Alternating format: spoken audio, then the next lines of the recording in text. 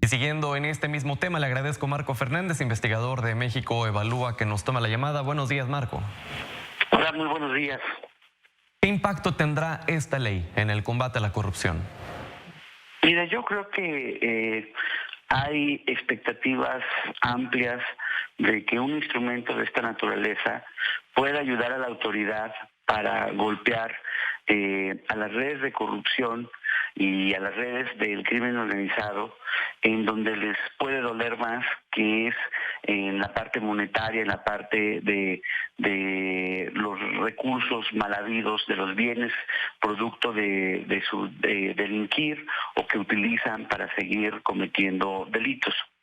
Sin embargo, creo que tenemos que ser cautos respecto a estas expectativas, porque la ley que el día de ayer fue aprobada por la Cámara de Diputados, sí considero trae varios defectos que hacen que pues tengamos que ser escépticos sobre si sí va a tener un beneficio o no.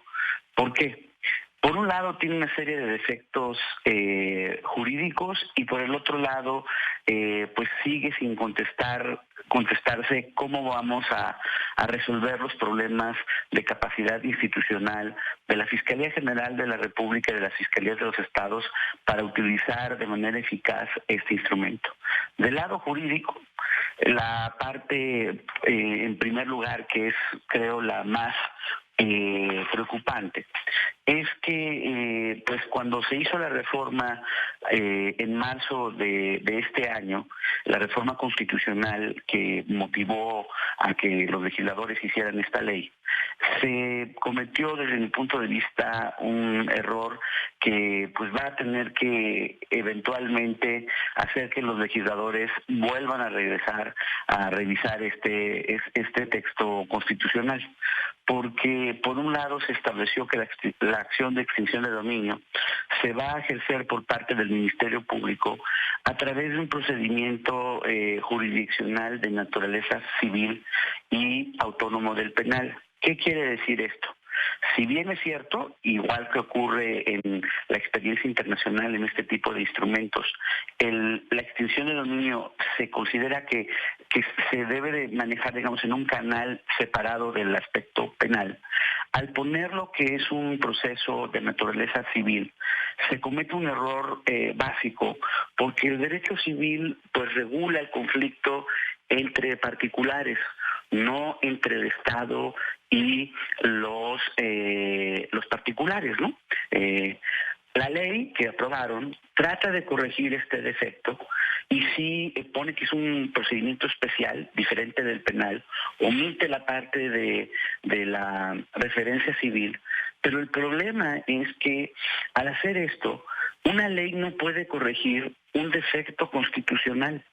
Y lamentablemente, cuando la autoridad trate de utilizar este instrumento, es muy probable, muy previsible, que pues las personas, pues los malos, la gente de las organizaciones de los crímenes organizados, cuando le traten de usar este instrumento, ellos tienen acceso, pues por su dinero, a abogados pues muy pues sofisticados, muy doctos en la parte de derecho.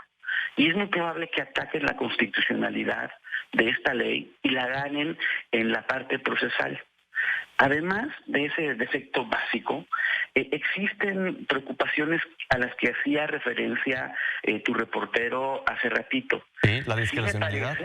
parece un exceso que, a diferencia de lo que ocurre en otras leyes similares en otros países como Colombia, en donde se establece que de los recursos que obtenga el Estado a través de esta figura se destinen para las instituciones encargadas de prevenir e investigar delitos, aquí el uso de estos recursos queda realmente discrecional, porque queda a la decisión del gabinete social encabezado por la Secretaría del Bienestar ver dónde se van a ir estos recursos económicos. Y eso me parece francamente otro error.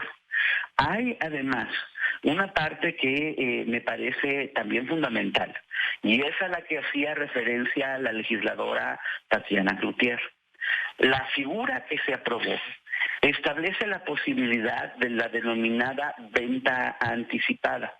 Es decir, se hace la extinción del dominio presumiendo que son recursos de origen ilícito o se están haciendo se están utilizando para delinquir, pero si en el proceso la persona al final demuestra que no, que pues tienen un origen lícito y no es cierto de lo que se le acusaban, pero en el camino el Estado ya vendió el bien que se le aseguró, pues sí, se contempla que va a haber un fondo que tenga el Estado mexicano pues para compensar a esta persona afectada. Pero sí me parece que pues esto no puede lograrse una venta anticipada si el procedimiento jurídico no ha terminado. Entonces sí vulnera en ese sentido la capacidad de los individuos para defenderse. Ahora bien, todo esto aparte de la parte jurídica, todos sabemos que la realidad no cambia por modificar una ley. Desde 2008, la extinción de dominio existe en el marco jurídico mexicano y se utilizó o se puso precisamente destinado para tratar de afectar los delitos, por ejemplo, precisamente del narcotráfico. Ahora se dice, bueno, también van a ser los delitos de hechos de corrupción, por ejemplo, el encubrimiento, la parte del huachicol, ¿no? Los delitos en materia de hidrocarburos y petroquímicos. Pero cuando uno ve las estadísticas de qué pasó entre 2008 y 2018, de si fue exitoso el Estado mexicano para recuperar activos producto del narcotráfico, pues uno ve que realmente son cacahuates respecto a la riqueza que está detrás generada de estas redes de crimen organizado. Y ahora que le meten otros delitos, ¿por qué va a ser diferente? ¿Por qué? O sea, ¿por qué nadie quiso hablar en los debates, en los análisis en las cámaras, tanto del Senado como en la Cámara de Diputados, del elefante en la sala? De los problemas que tenemos de capacitar, de seleccionar, de fortalecer las fiscalías en los estados y la Fiscalía General, que han hecho que esta figura jurídica no la hayan podido utilizar de manera efectiva. Y al no hacer un análisis serio de eso, pues sí, puede haber mucha retórica de que ahora incluimos más delitos que pueden ser sujetas de extinción de dominio. Eso no quiere decir que la realidad va a cambiar solo por establecer esta ley que además tiene defectos como a los que he hecho referencia. Así es. Marco Fernández, te agradecemos que nos hayas brindado tu tiempo y sobre todo que nos hayas brindado la información que has podido recolectar en torno a la investigación de la ley de extinción de dominio. Marco Fernández, investigador de México Evalúa. Gracias por tu información y tu tiempo. Muchas gracias a ti. Muy buen día.